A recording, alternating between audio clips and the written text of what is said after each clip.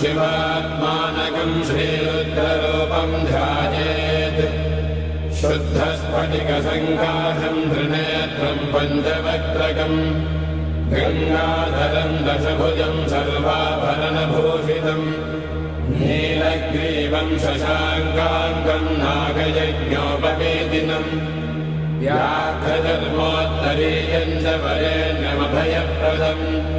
कमण्डलवक्षसूत्राणाधारिणम् शूलपाणिनम्